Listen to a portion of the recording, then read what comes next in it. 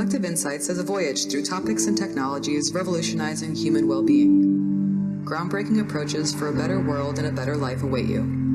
Welcome to Collective Insights. So today we have Dr. Jeff McNeary. Dr. Jeff has been working in the healthcare field for 25 years and is the Chief Medical Officer at Rhythmia, an all-inclusive luxury medically licensed plant medicine center in Guanacaste, Costa Rica. Dr. Jeff has over 25 years of experience working in a variety of medical environments and has witnessed the struggles of individuals trying to heal. Through Dr. Jeff's intense experiences with the most desperate patient populations, he has seen that true healing comes from within. I want to welcome you to the show. Thanks for having me. I'm really excited to talk with you. Yeah, fantastic. So you have an incredible story. If we could just start, I would love to get a little bit of background and really just to understand how you became involved with Rhythmia. Yeah, sounds good. So I started off my career studying medical anthropology. I studied Latin American indigenous ethnobotany as an undergrad. And then I went and got a master's in public health at UCLA. And I studied health policy and program development. And in the healthcare field at that time, I learned and saw that symptomology sort of approaches to wellness were not actually helping people overcome their problems, whether that was mental health issues or deep medical issues, both.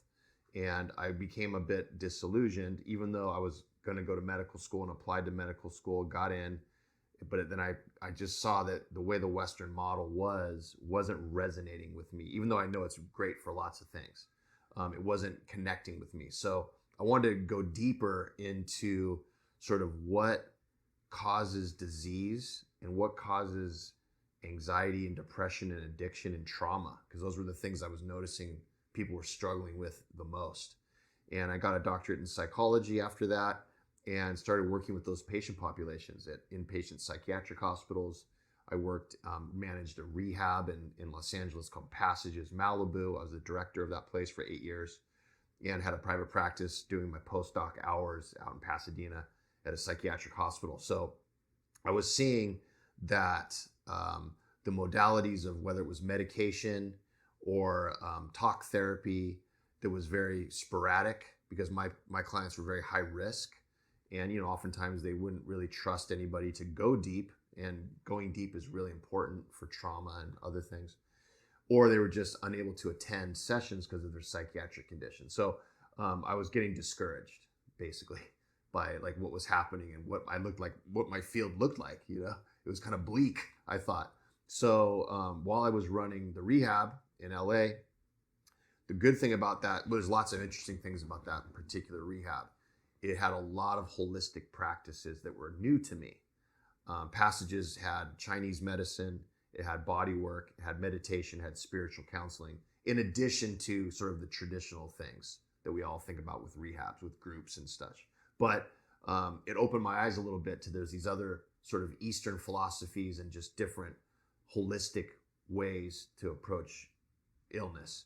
And so I wasn't really an expert on any of that, but I was becoming more aware of those things. And then I met a patient named Jerry Powell. He's our CEO of Rhythmia now, so I laugh about it. But he was a very difficult patient. He had a lot of trauma. He had a lot of addiction issues. That's why he was at the rehab. And him and I sort of hit it off, and which was interesting because, I didn't expect that, but it was we had a lot in common, which is really funny. But I worked with him after he left Passages. He was there for 2 months inpatient. I worked with him individually, but he also had a treatment team of therapists, and I was kind of more of like supervising his care while he was there. And he did really, very well. He got rid of his Demerol addiction, which he thought was the only reason he was there. He was, when you think about addiction, you think, okay, well, you're drinking too much alcohol, you're doing cocaine, you're doing all kinds of crazy drugs, Demerol, and being abusive. So he just thought, well, I'm only here for Demerol. That's it. So when he got out of the rehab, he was still drinking, he was still doing drugs. He wasn't doing Demerol, but he was still unhappy. So 5 years of treatment with Jerry and counseling him and coaching him as a life coach, sort of more than I wasn't really doing therapeutic work with him. I was more of like a life coach. He just got suicidal again eventually because he wasn't getting better. I was trying to keep him alive, to be honest. I promised his family that I would make sure he didn't die. That was pretty much the extent of it, because he was really struggling. So he happened upon plant medicine, and that's where everything changed. That's where I started to learn about it. Amazing. Yeah. It's a profound story. I mean, I heard it today, and there's a lot of comedy in it. There's a lot of profound just insights, and so it's amazing that that's been your course.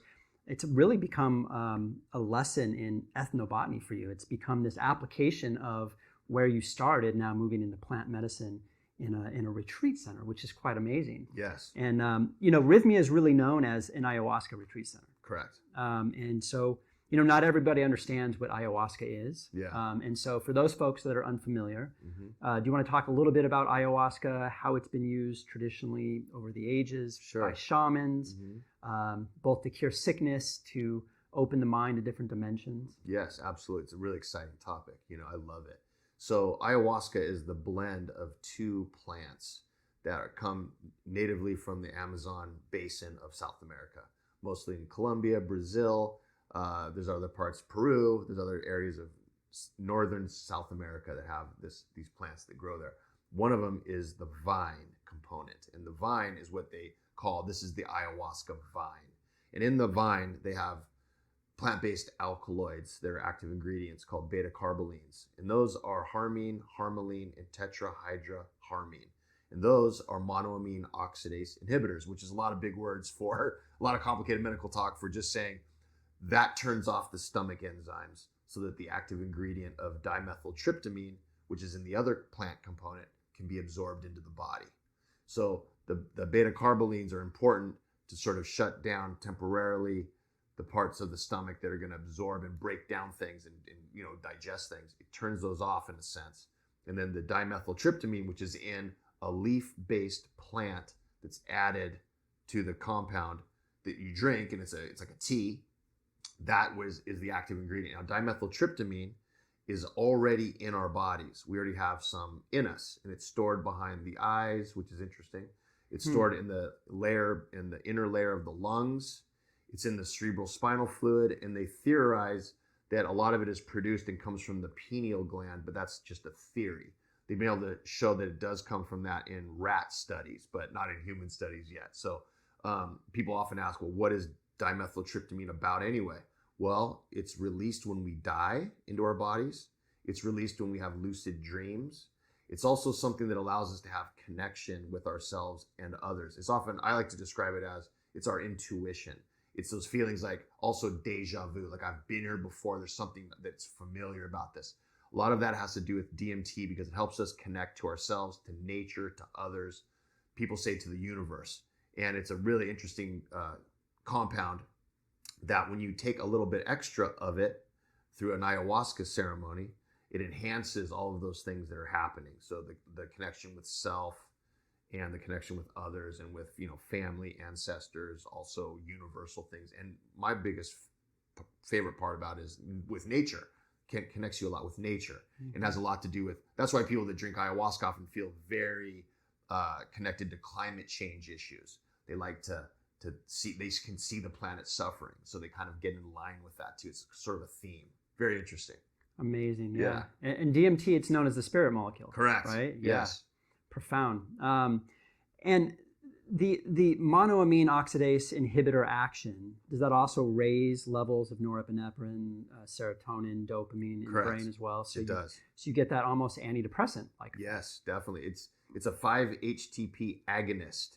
So in the neurons in the brain, as you know, the 5-HTP gets hit like a button from the dimethyl or from the MAOI component and the DMT component. It hits it, and it starts the chain reaction that releases serotonin into the synaptic cleft.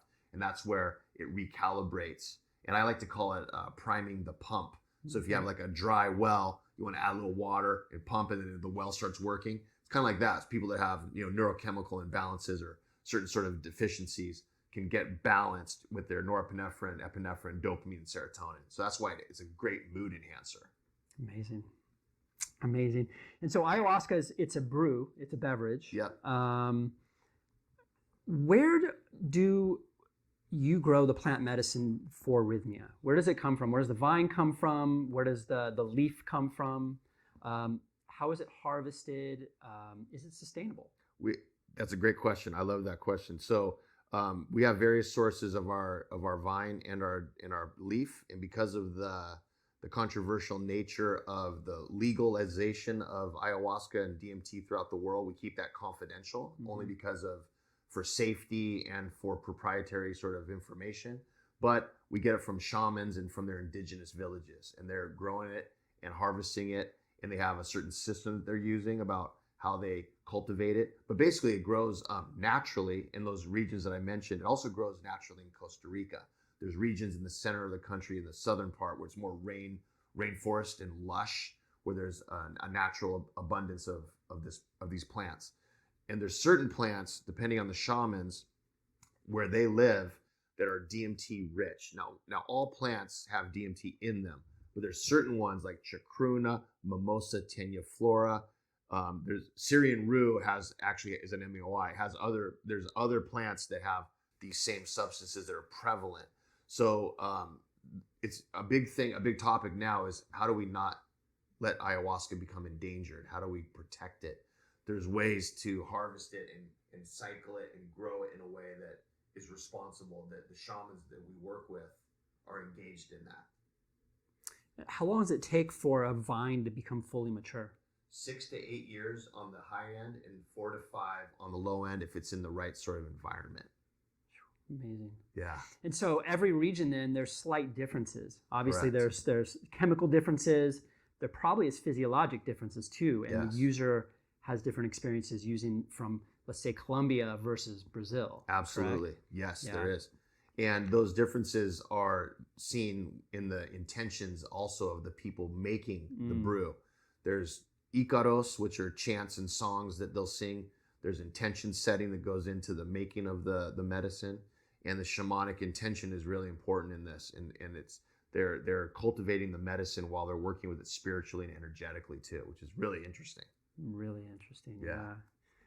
So how is it prepared then? When you have the vine, you use the stems, you use the leaf of various plants, then how do you put them together to create that brew? Because it becomes this almost thick, sludgy, red material, right? Correct. So with the vine, they cut it into sections, then they boil it, then they reduce it. And the MAOI comes out into like this thicker sort of gelatinous sort of slime.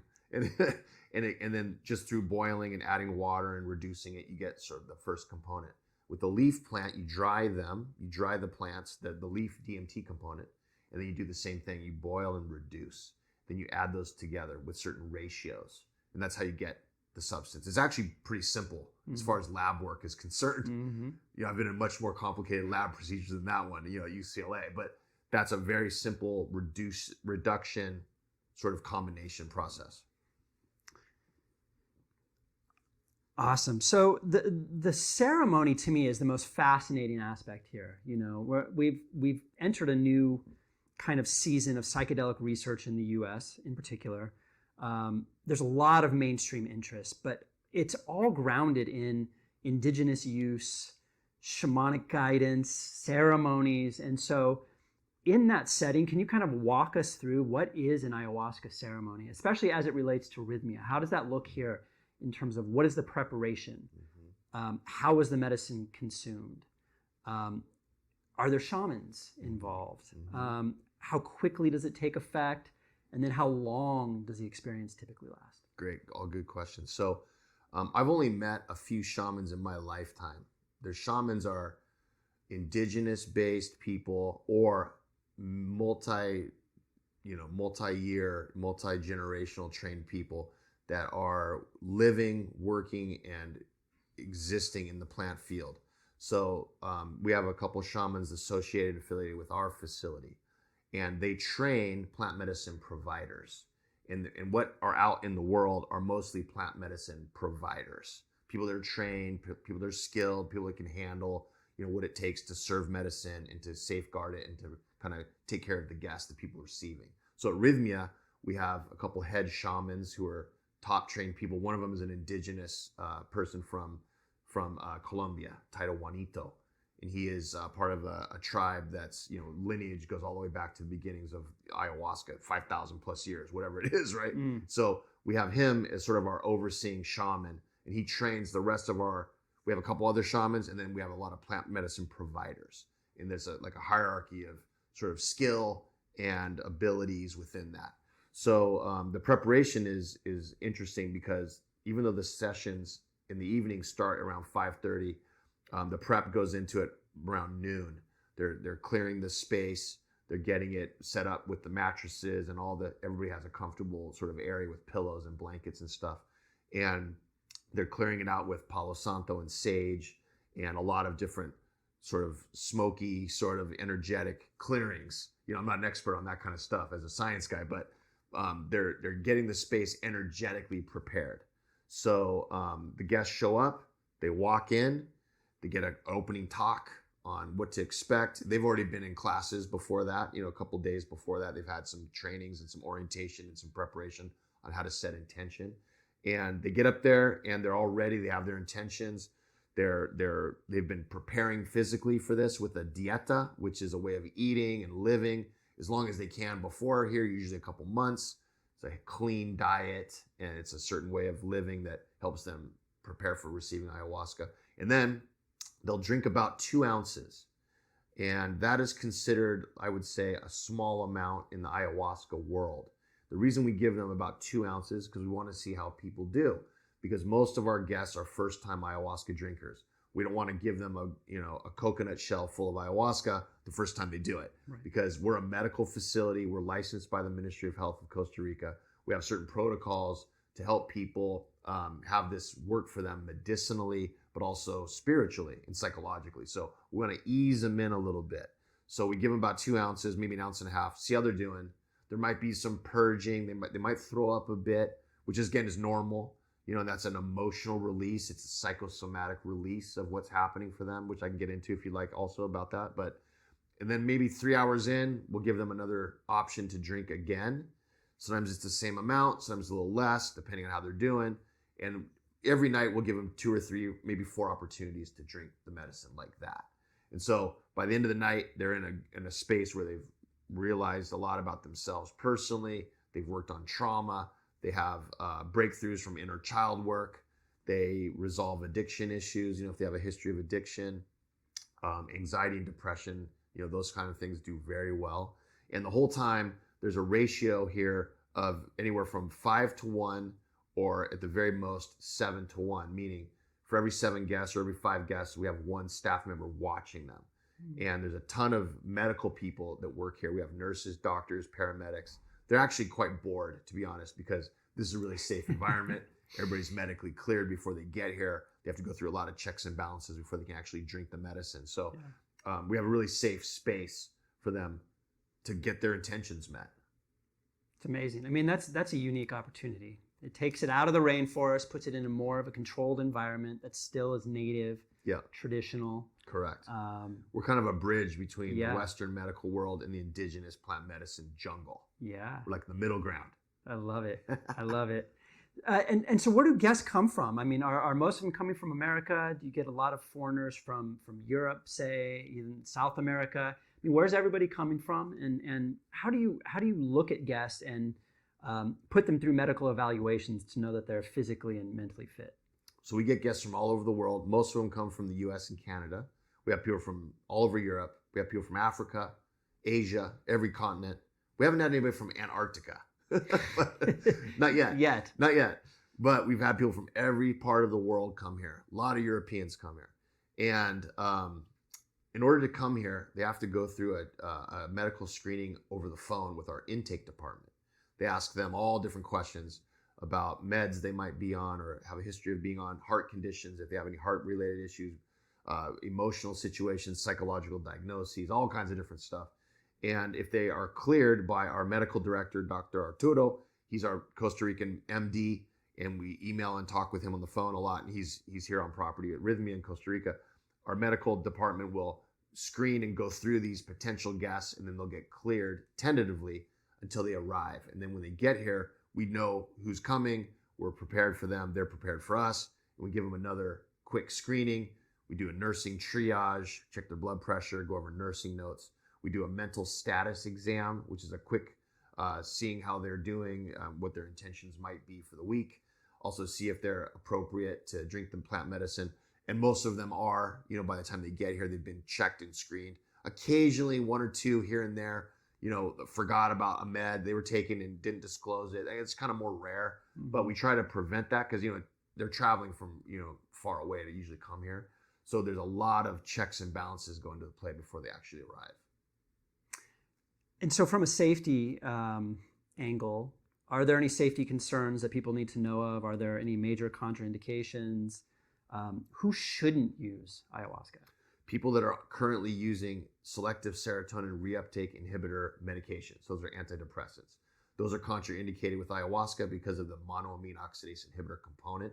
SSRIs and MAOIs together cause serotonin syndrome, which is very dangerous. So people have to be off of those meds for 30 to 45 days, depending on the med. And they have to be tapered with their help of their physician and stop and then be clear of that. Also, our benzodiazepines like Xanax and Valium and Klonopin, those are about 15 days off, depending on the person, but they have to taper with those as well. They taper with their medical doctor prescribing physician. Opiates, same thing, but if somebody has an opiate addiction, we look at that as maybe a longer time. Also, heart-related issues, if they have an AFib or if they have stents in their heart or any sort of heart surgery or different aortic valve issues, that's a contraindication as well. Psychiatrically, bipolar 1 is contraindicated. And the reason for that is because it can cause a serotonin, too much of a serotonin release, which can cause a manic psychosis in some people. So bipolar 1 is often not recommended. But the problem is, there's lots of people with undiagnosed bipolar 1. So how do you know, right? So different parts of the world also diagnose bipolar 1 very differently. The Asian countries look at bipolar 1 very differently. In the Confucius sort of philosophy of those nations, also very different than like a Western model. Whereas Western's more individual, Confucius-based societies are more family or community-oriented. So if it's not good for the community, you better get it in check. So people often are not diagnosed with things, or it's pushed under the rug or not addressed. So people from that part of the world have shown up before, with a bipolar 1 diagnosis, but they're not showing it in the intake. So we just monitor people closely. I get involved with Dr. Arturo to kind of just supervise the guests.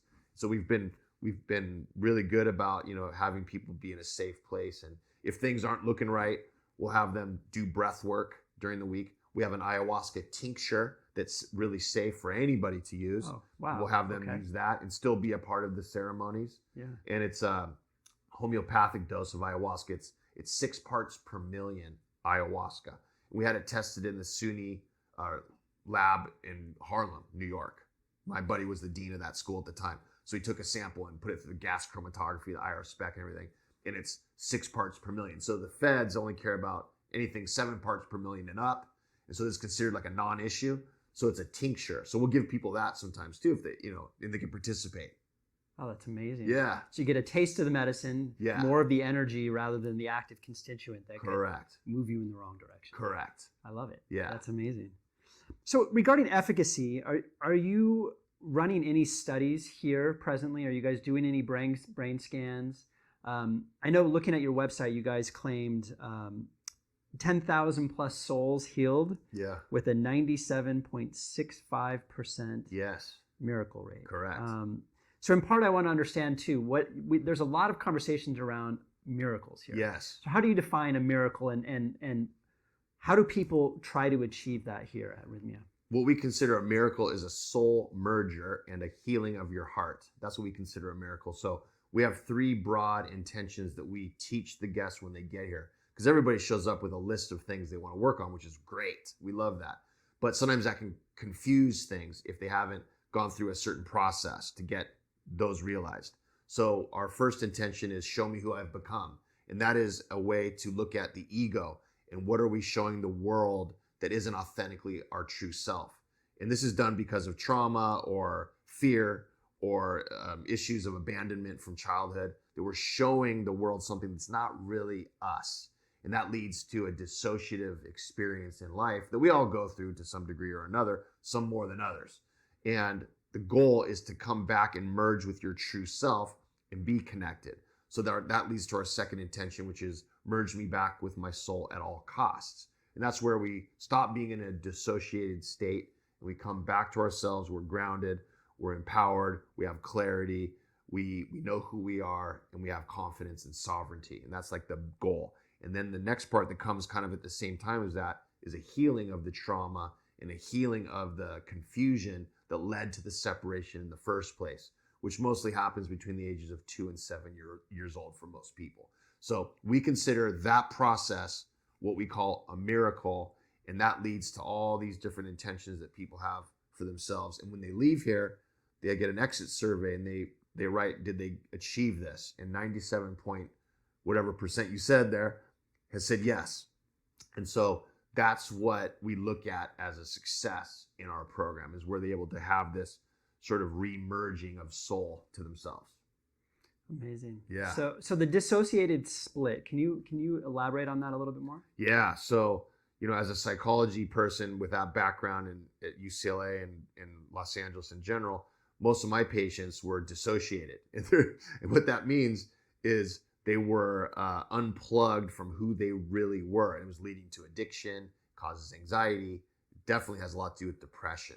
And there's more extreme things that I dealt with, like dissociative identity disorder, which was multiple personality disorder. That was an extreme case I dealt with at the psych hospital at times. But most generally speaking, the dissociation is something that all disease, all illness, all unrest, and anything that's problematic can be linked back to an unplugged dissociative state that we're in. That's what leads to unhappiness, lack of focus, relationship problems, personal problems, addictions, whatever, because we're trying to navigate our lives without having like a compass, because our compass we threw it out because we're dissociated. So getting back to yourself and connecting with who you are gives you your compass back. And the problem with that for people is it's a scary process to connect again, because they split because of fear and trauma. It's usually how it happens. Like the analogy I give are veterans of the military. So a soldier in war dissociates to go into battle, because in a battle, if your emotions are present, that's a scary place to be. You have fear, you have empathy, you have confusion. Those things get in the way and get you killed. So in a battle, a soldier removes their emotions and acts behaviorally only and fights. And then the battle ends, and what they're supposed to do is release and come back to their emotions and feel. And we all know that's not what happens. Veterans hold those emotions in the amygdala part of the brain. And then the battle's over, they go home, and then they're traumatized, and their amygdala is ruling them subconsciously with fear and trauma and anger and confusion.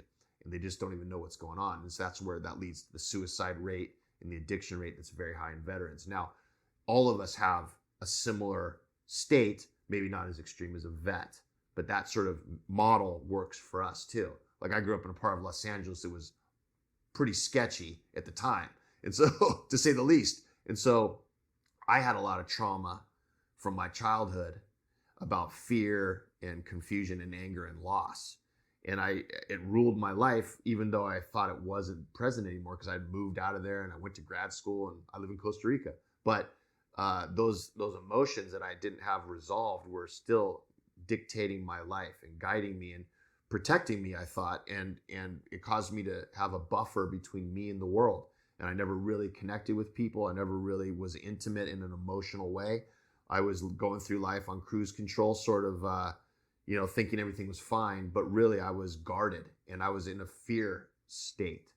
And plant medicine allowed me to connect with that and learn that about myself and drop my guard, because that was something that served me when I was 5, 6, 7, 8 years old.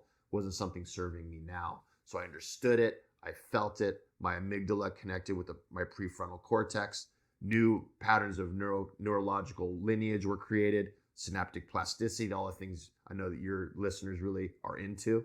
And the brain evolved and shifted into a new state of self-awareness, that was now authentically me at my age now, as opposed to operating from a 5-year-old childhood sort of mind.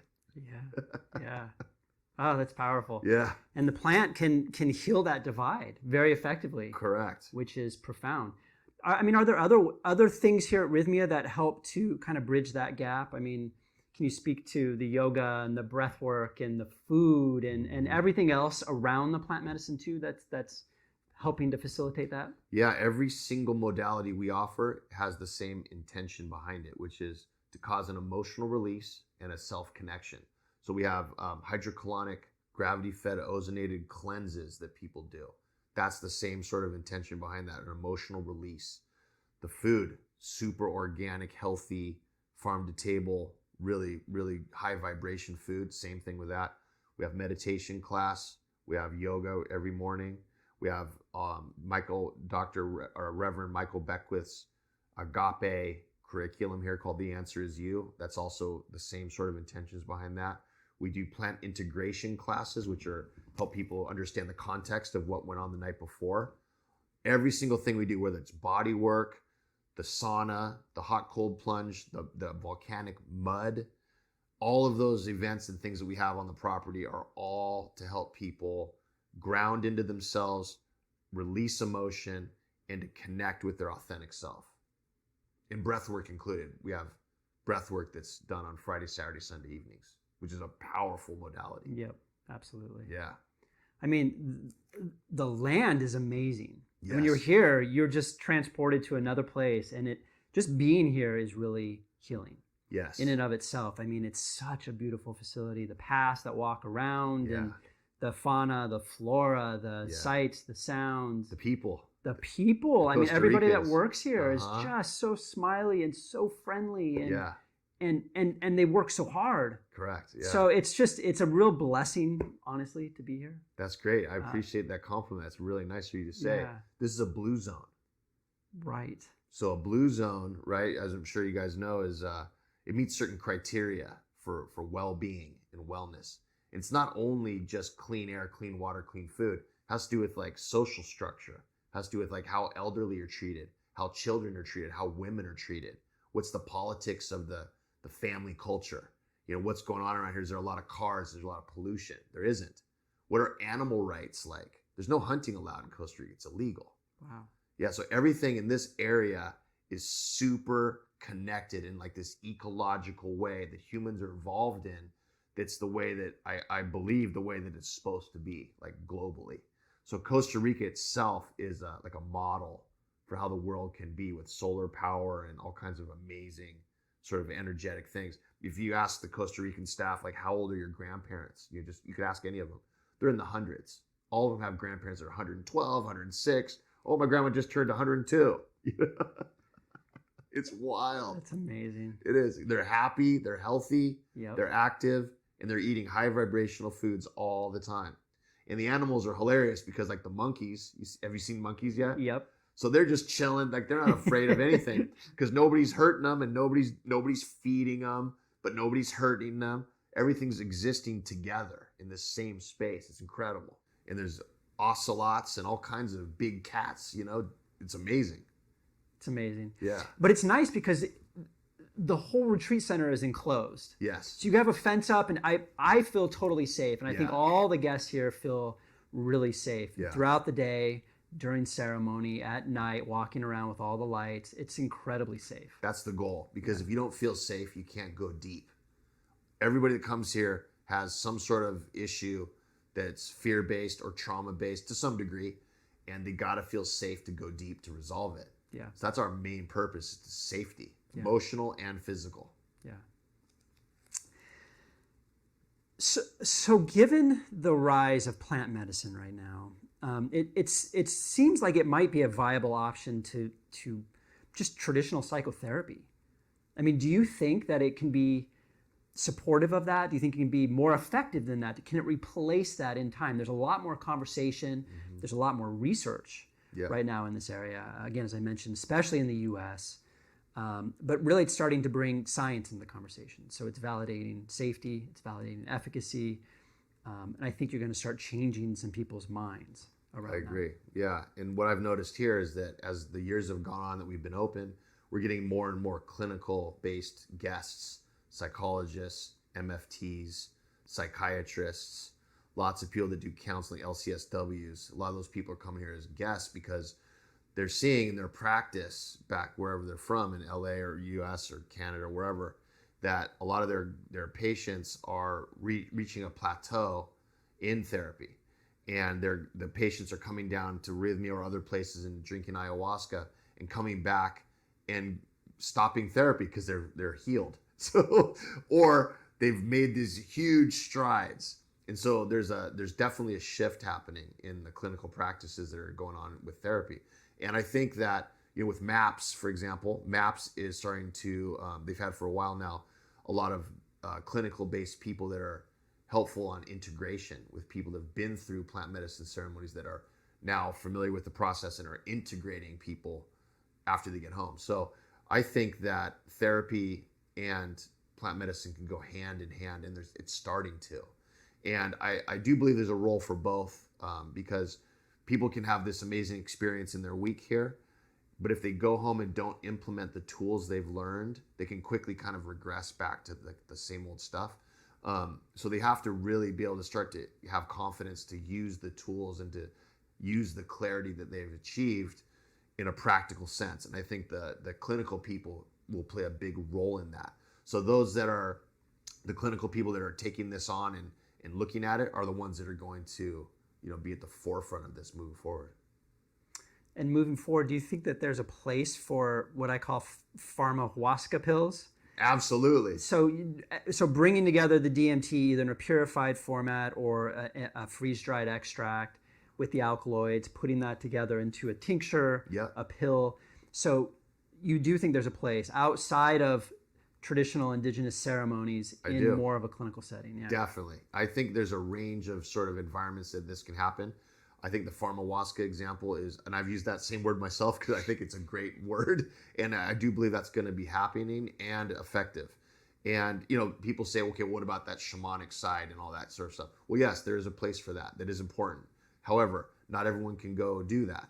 Not everybody, should we hold this practice back and not allow people that really need it but maybe can't come to the jungle or come to Costa Rica or whatever? No, this should be available to people that can access it in Manhattan, New York, and they need it to help with their mood or help stabilize their trauma. Or it's a very powerful medicine, and I do believe set and setting are key, but there's going to be a role for a more pharmaceutical-based, organic, respectful, obviously, medicine that can be used in those settings. I really do. I love it. So, just to wrap things up here, kind of what's next on the horizon for Rhythmia? What are you guys putting your attention to? What's your focus here moving forward over the course of the next several years? Well, our CEO, Jerry Powell, is really big on perfecting what we're currently doing. And so that's why we collect so much data from the guests about who got their miracle, what classes did they attend, how many massages did they get, did they eat all their food, or did they attend all the meals, did they attend all the ceremonies?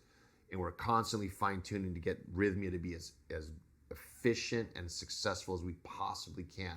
So that's a big part of what we're doing. But the other thing that's new is we're doing a housing project with about 800 homes in a community nearby that is for people to live, and it's a conscious community where there'll be plant medicine served, breath work, and it's a place where people will, they can own a house there and vacation there, or they could live there, and it's going to be a really cool environment where they can be around like-minded people. So that's a big part of what we're doing as well. And there's likely going to be an expansion of Rhythmia to other countries where it's legal, other parts of the world where, people can access this modality in a closer way instead of taking 3 flights and traveling 20 hours, So we'll probably have more Rhythmias around the globe at some point soon here.